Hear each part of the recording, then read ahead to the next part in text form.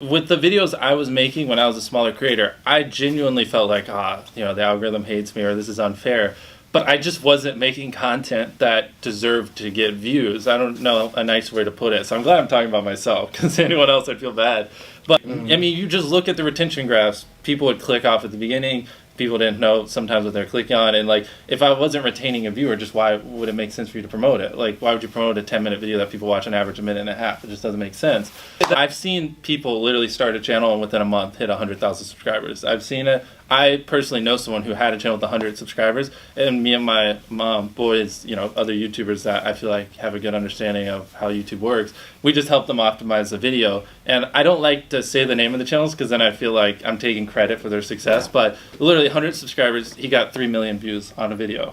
And that was with no artificial push. It did like 50 views, 5,000, 10,000, 50,000. It just stair-stepped up every day. And so it's 1,000,000% possible, but it's very hard right off the bat to know what makes a good video, how to hold a viewer, how to get them to click and stuff like that. Some people are naturally entertaining and retaining a viewer is just much easier for them. And some people like me, you just need a long time to develop. At the beginning of the video, just tell, like literally the simplest thing, just tell them why they should watch it. If you're putting 1,000,000 Orbeez in a pool, don't start the video with you shopping for, your mom's birthday present. At the beginning of the video, just say, we're going to put 1,000,000 Orbeez in this pool. And then that right there should be at least slightly sufficient. People blame the algorithm, but typically you can just look at the data and point to it. I mean, when you really boil it down to the people who are watching, just think about it. Like, what do you think YouTube wants? Like, to me, I think YouTube just wants people to click on a video and watch it, right? I mean,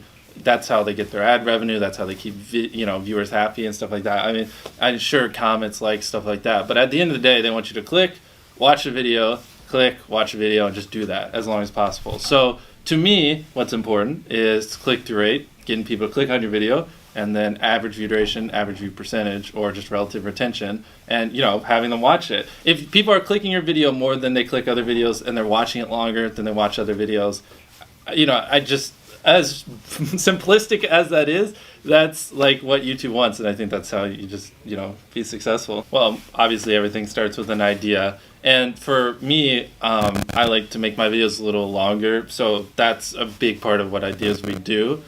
So we just, the biggest thing is obviously a clickable thumbnail and title, interesting stuff, yada yada, but is it something that people will genuinely want to watch?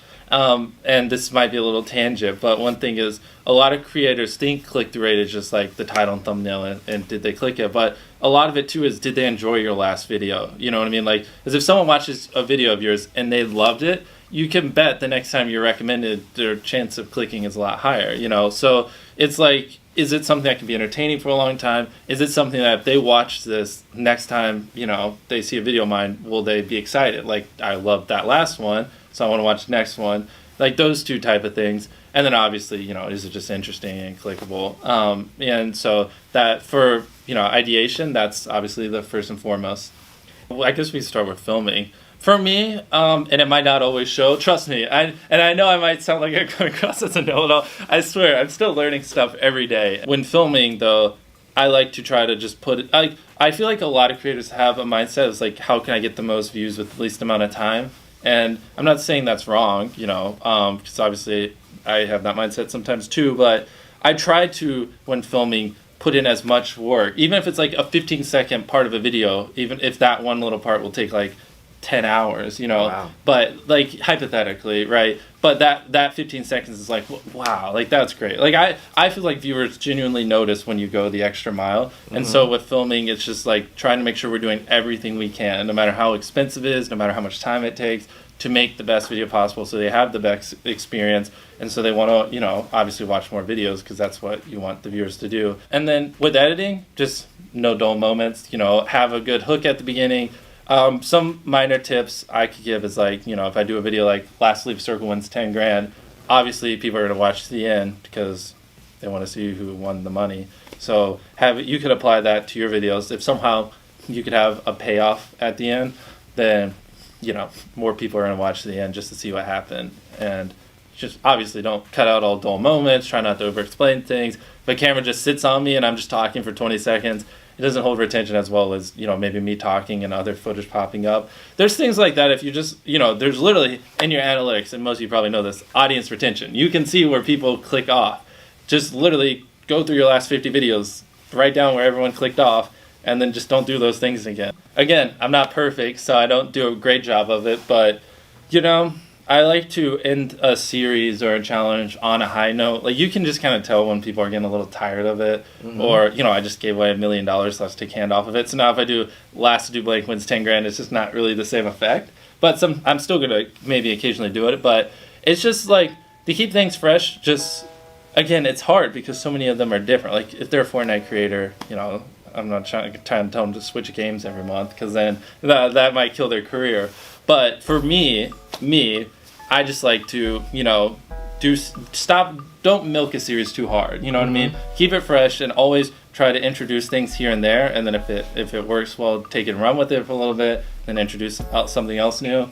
Because if I just did Lastly videos nonstop for the next 3 years, like, no one would watch me. Everyone would be like, we've seen it. You know what I mean? Yeah. At the end of the day, like, the idea is a big part of the video. You know, not even just from clicking it, but whether or not people watch it. You know, if you're spending 24 hours in a corner, that's just not as entertaining as spending 24 hours in a jail cell.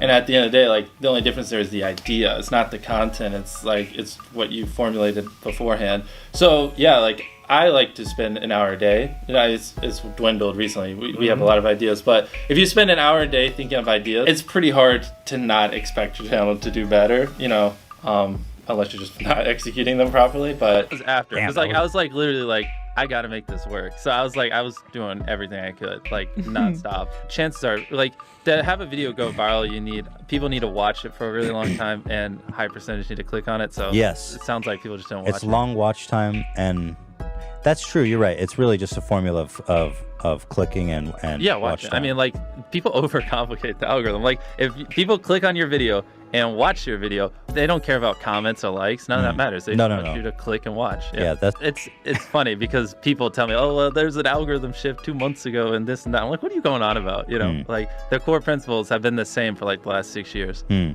and you got to work smarter, not harder. I mean, some people, I say this analogy a lot, but since we're on the topic, I think for most smaller channels, like, if they're pulling 1,000 views a video and they upload a video every day for 100 days, they'll pull 100,000 views. But I would recommend you just think of a really good idea, one that people genuinely want to watch, put a lot of fucking time into the video, and you can pull 100,000 views in a week. You kind of see what I'm saying? Because most people that I talk to, because I like to counsel small channels sometimes, just get in the motions of just whatever, you know, and it's just like, if you just took a step back, I haven't even uploaded in the last week. I don't care. You know, it's not like it's that big of a deal. Like, and you just make a kick-ass video, like, you could like pull exponentially so many more views, you know, with so much less effort. You know what I mean? Like, I was so motivated. Like, I mean, I would stay up all night just thinking of ideas, like, lots of times and stuff like that. So like, it just, I don't know.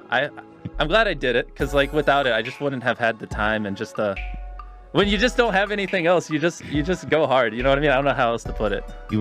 Anyone listening to this probably spends an hour plus a day on Instagram and Twitter. And if you cut that out, like, your life would be no different, like, for the worse, and you would have a free hour to like do whatever. But I actually since we're talking about the hustle, I love when people like grind on YouTube for like a year or two and they're like, oh, it's impossible, and then I'm like, that's rookie numbers, since we're on the subject. No, absolutely. Something a lot of people forget is, like, on suggested on phones, thumbnails are really small. So like, people are editing thumbnails full blown on their computer, and when you shrink it down, you can't see all these little things. When I first started, I got 100,000 subscribers with an iPhone, and this is an iPhone 5 that recorded in 30 FPS, terrible quality. So as you guys know, like, equipment's never an excuse, because like, people were constantly roasting me for the quality when I first blew up. I was like, I don't have money, I don't know what to do.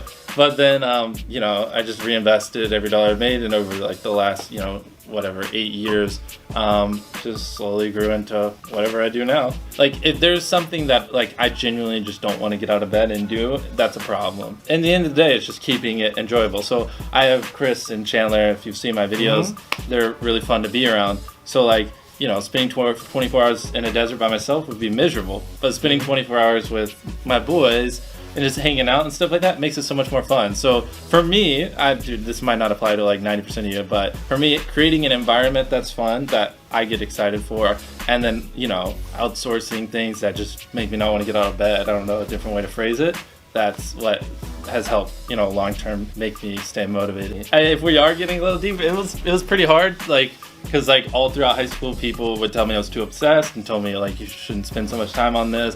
My mom and I fought constantly because like I just wanted to make videos instead of doing schoolwork. And when I dropped out of college, she kicked me out. You know, my mom's like really sweet and she cares about me, but she's like, go to college or leave. And I was like, I guess I have to leave. So it was a lot of ups and downs, and every part of the way to me, because I just knew that this is what I wanted to do. I couldn't see a life where I wasn't a YouTuber. It was either I'm a YouTuber and happy, or I'm sad. Those are like the only two outcomes. So I just kept making videos and persevering. And a big thing is I tried to connect with other YouTubers, because a lot of what I know and what I've gone over, I wouldn't know without other YouTubers. So I would constantly spam like a dozen YouTubers a day, and like the first few people that I finally got in contact with, I learned so much off of, and they helped me understand how to make an entertainment